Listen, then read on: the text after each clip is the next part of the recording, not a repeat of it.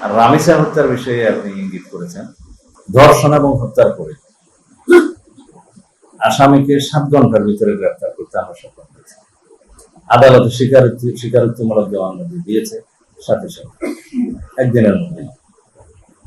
সেই 164 স্টেটমেন্টে তার সহযোগী অপরাধী হিসেবে তার স্ত্রীকেও, তার নামও এসছে, তাকেও গ্রেফতার করা হয়েছে। আমরা খুব দ্রুততার সাথে আদালতের অনুমতি নিয়ে ডিএনএ টেস্ট করিয়েছি।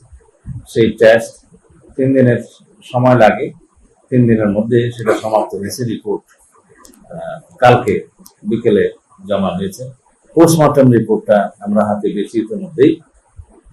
এগুলো সব একসাথে করে কম্পাইল করে চার্জশিট প্রণয়নের কাজটা কালকে রাতের মধ্যে সমাপ্ত হয়েছে। আজকে দিনে আদালতে সেটা সুপর্দ করা হবে, হয়তো ইতিমধ্যে হয়ে গেছে। এবং আদালত এর মধ্যে ছুটিতে যাবে, আপনারা অনেকে জানেন। কিন্তু এই বিশেষ আদালতটা ছুটি মাননীয় চিফ জাস্টিস বাতিল করার চিন্তা করছেন। এখনো হয়েছে কিনা আমি জানি না, এটা আইন মন্ত্রণালয় ডিল করছে। আমরা একজন স্পেশাল পিপি নিয়োগ করেছি শুধুমাত্র এই মামলাটা ডিল করার জন্য। সবকিছু বিবেচনায় আমরা আশা করছি যে আজকের মধ্যে তো চার্জশিট প্রদান করা হবেই, এবং খুব সম্ভবত 5 থেকে 7 দিনের ভিতরে এই বিচার কার্য সমাপ্ত হবে।